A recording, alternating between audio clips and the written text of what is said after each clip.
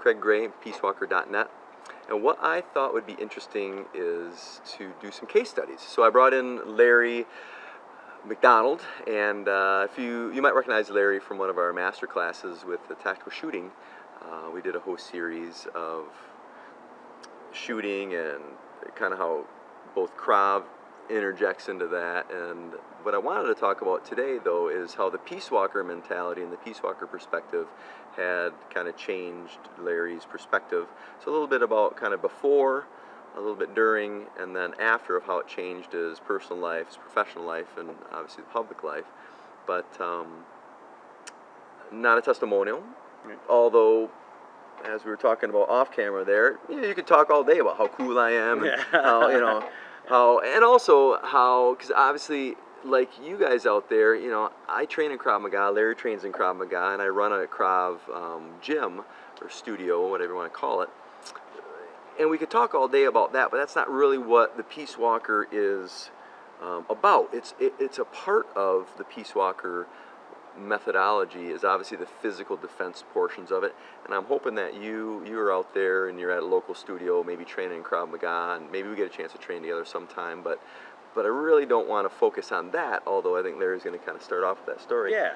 But really the idea of how do you transition from being a martial artist or a Krav guy or Krav gal or a tactical shooter and that type of thing, and how do you really kind of tease out the reason and the ethic of why you did it in the first place, and that of being a protector and that type of thing. So I really want to speak more to that kind of transition. So anyways, enough of me yapping. Let's hear let's talk your about case study, not mine. My Peace Walker journey, where it began and stuff.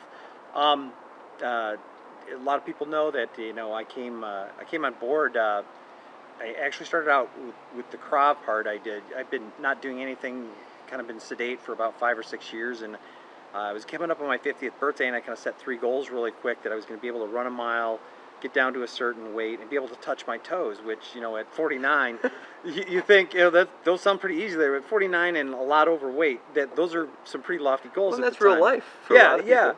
Well, so then what I did was I started looking around, and I found Craig and the Ronin Academy, and I got involved in that. And what I didn't realize was some other stuff that I was going to be exposed to eventually that actually helped me out a lot more than being able to touch my toes, run a mile, and lose the weight did.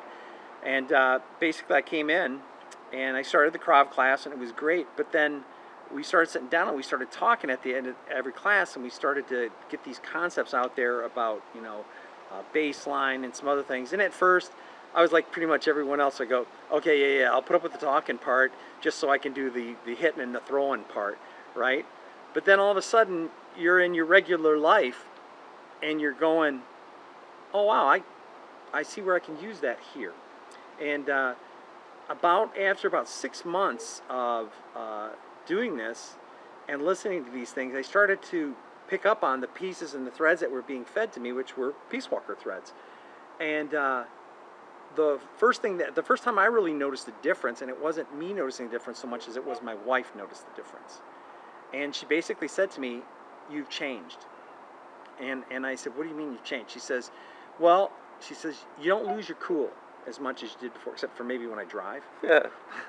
And we worked on that. We were all working on that one.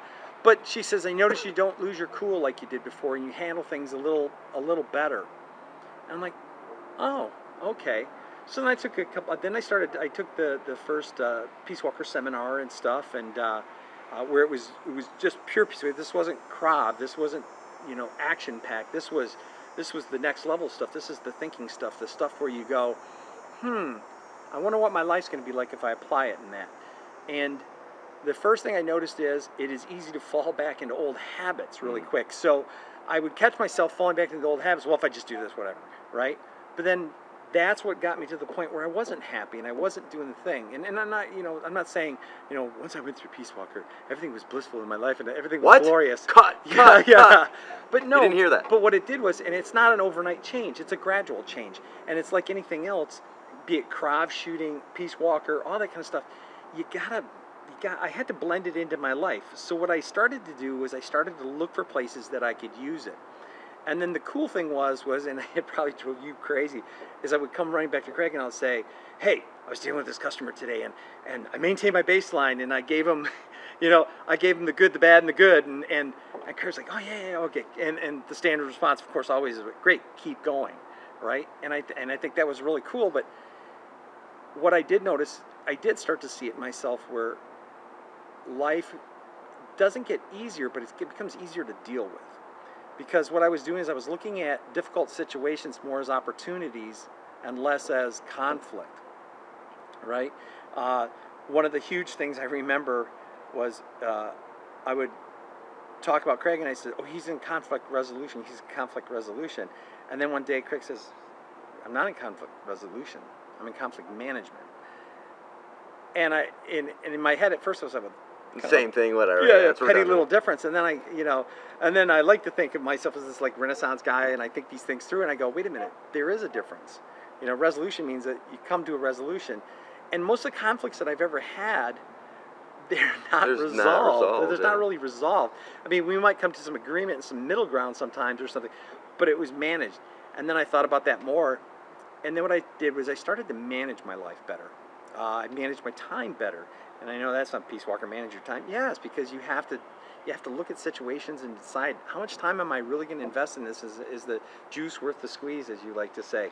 So I started looking at some things like that, and dealing with my kids. It was huge in my home because I have 6 sons, and as you can imagine, 6 sons. One of the reasons I started taking Krav, because they're all getting bigger now, but. Managing my interpersonal relationships with them, thinking of least harm, most good. I never went at that before like that. Before it used to be, how can I get my way and make them bend to my will? My way or the highway. Yeah, right. My way or the highway. Bend to my will. I am the father. I am the dad. I am the, And then I started doing that, and I saw cooperation instead. I got buy-in a lot more from my sons on that kind of stuff. So, and then the huge thing was my relationship with my wife, because man, there were some rocky times, and when I first started the Krav, which helped the physical release of that really Absolutely. helped, and I think there's a great mixture there to have, but the other thing, the mindset change was huge for me, and it improved my relationship quite a bit with my wife. Whereas, again, least harm, most good. It wasn't about me winning all the time, because I was terrible that way. I'll admit it right up front. I was terrible where I was manipulative. How can I get her to do what I want? How can I get my way? Yeah, how can I get my way? And everyone is to that degree, Sure. I think, to a certain point, Absolutely. right? And I know I was that way. And then I started thinking about, well, what is my interpersonal relationship look like with her, and what is the least harm, most good situation? And then I started noticing that when I shifted that way, it loosened the situation up. So she became more cooperative, and I became more cooperative, and it strengthened our relationship. Before, when it was just all about me, we were on diverging paths. And the skills, and it's interesting too, because sometimes people don't see that portion of it, Right. So they don't have the ethic of it. They don't see portion of it. I think the reason why I set up Peace Walker the way it is to start to clarify those things first, and develop the tools step by step on how to get there. Because Sure. you can have all the granola country, tree huggy Right. feelings in the world. Great example, I think, is some of these people who they live in their heads. They want to be nice people, and they are, as long as everything's going smooth. Right. But then all of a sudden there's rocky roads, Right. and they go from smooth to douchebag like that, Right. because they don't have the skills to bridge the gap. Right. So setting up the Peace Walker toolbox, so to speak, is to give you what you need to manage that type of a conflict. Sure. And one of the issues I think a lot of Krav schools have in that perspective is it's an all or nothing. Right. It's The on or off switch. It's the on and No off dimmer. switch. So the Peace Walker tools helps to bring the dimmer switch to deal with situations that you are going to run into more often than not. Sure. And even in an extreme situation, it doesn't typically start off that extreme. Right. It starts off smaller. Right. So how do you start to manage it before it's a big problem? Yeah. How do you manage the break in the dam, so to speak, while it's a crack, before it's a big Yeah. Yeah. Well, the other thing too, I really enjoyed learning was the protection of myself too. Yes. If there was a couple of toxic people that I had relationships with, not like everyday relationships, but relationships with that. At one point, I had to look at the situation, and I had to kind of apply that line in the sand eventually that said, "Listen no further," because I was being too accommodating all the time, all the time, all the time. One of them, of course, just kind of faded away because I wouldn't give them Right. the input they needed more. But the other one respected that, right, and it changed our relationship. It formed our relationship into something new. So that was the really good point about that. And then I thought, okay, this works really good. I'm getting the life value and everything else, and then I started to apply it to my business life. Yeah. Okay, so I'm an IT guy, and I'm the guy that when something breaks, I get sent in. And if you've ever been in an office where everything is broken, IT special ops. IT special ops, we go to the problem. rappel in, they do the helo drop. But when I come in, people aren't happy. Right. They're upset, and they don't know, and the computers are upset. And because I'm the guy that has something to do with their computers, at first, they're upset with me. Right. Now, once I fix everything, they think, oh, this is wonderful, Now they're you're a happy nice with guy, you. now they're happy with me. But there's that transition period where I'm trying to do the work to fix, and they're upset, and sometimes if you're working on something and someone's yammering in your ear the whole time, I mean, I've had times where I've snapped, right? Recently I had a customer that was just, I had been working with him, and he's one of these guys that's got to have a meeting all the time. And I kind of gave in to him at first, but the problem was I wasn't getting any work done for him, and his problem was large, and I had to sacrifice other customers, what was going on with them. So I had to finally kind of draw a firm boundary with him, and I had to say to him, listen, I understand you're frustrated. I understand what you're going through. But listen, I've got other customers as well as you, and what I need you to let me do the work. I can't attend your meeting right now. I need to do the work. I understand you want to know what's going on. I'll give you a report at the end of the day. Let me do my work, please. And he walked away, and he was very happy with the results. Right. And that's good. Before, I would have been kept getting frustrated. He's frustrated because he's not getting the Then information. you reach a critical point. And Right. But I gave him an out. I gave him the save face. the save face, a way to back off. Yes, I do want to report to you, kind of thing. But if you want me to have something to report, you got to let me do the work. Right. Right? He did. He backed off. He let me do the work. Bam, he was happy. I got it done finally, which made my other customers happy because I kept having to shuffle phone calls. Again, same thing again. The skills that I've learned with PeaceWalker.net helped me deal with those customers that I had to shuffle. It was a case of, hey, I understand you're having an email problem right now or something, right? But imagine what it would be like if your server was down. And I said, you'd want me to make you a priority too. So please, I will get to you. I promise I will. But can you just be patient with me, and can you do that for me? Yes, I can. Great. And then you do it. That changed a lot of my inner frustration. Yeah. Because when you manage the conflict in a proper way like that, it relieves a lot of the pressure and the stress.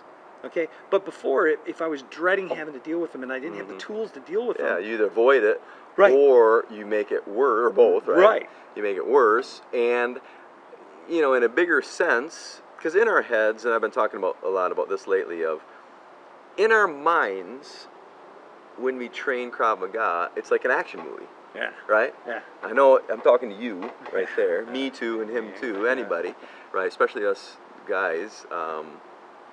So what happens is we start training like that, we start thinking like that, but reality's not like that. No. So we cause a lot of problems.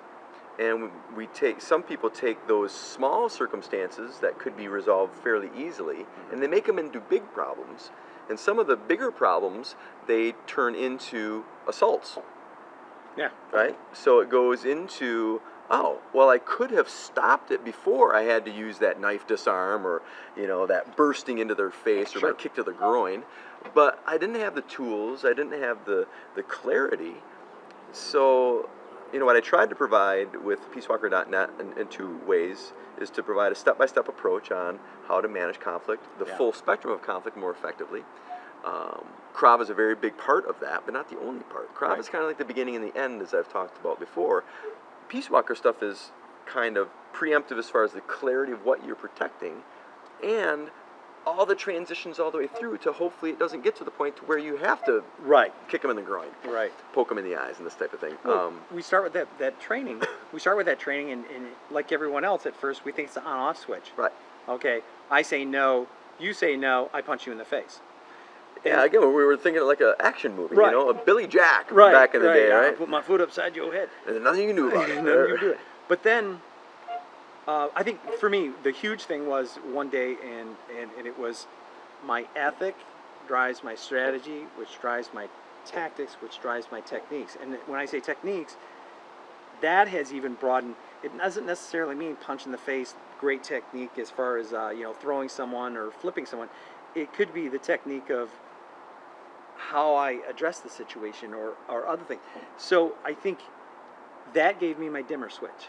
Yeah. That was the dimmer switch. So we uninstalled the on-off switch, and I put the dimmer switch in, and I started using that. That made a huge difference, because now instead of okay, I've got a hammer and a screwdriver. Well, I've got a hammer, a screwdriver, a pair of pliers, a couple of ratchet wrenches.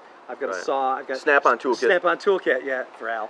And that changes, because now I have the right tool to, instead of trying to make a tool fit the situation, I have a tool for the situation. Like having a butter knife, and you're trying to use the butter knife and duct tape to which you might be able to, get by. And in an emergency, Yeah. that'd be all right. But there's a lot of other tools out there. Right. And I think one of the I don't know if issue is the right word, but a lot of the situations that occur when you're only training the physical aspects of it. Right.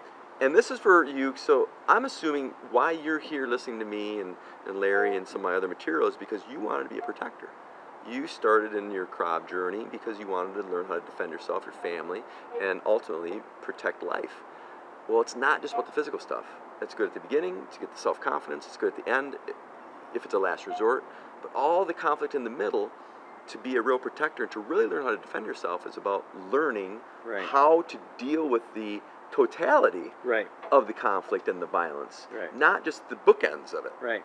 And the thing is too is I'm not learning all the Peace Walker stuff so I can be justified when I punch someone in the face. Right. The whole idea is to hopefully never have to get that far. Yeah, and if it does, then you have the tools through your physical training to handle that too. Right. That should give you more confidence, not more arrogance. Right. And that's unfortunately what I see a lot in the martial arts community, is that on-off switch and making you more aggressive and competitive, and just because you're training a sport or this or that doesn't necessarily mean you're training how to be a protector. So there you go, man. So there's my part of my 2 journey. cents worth.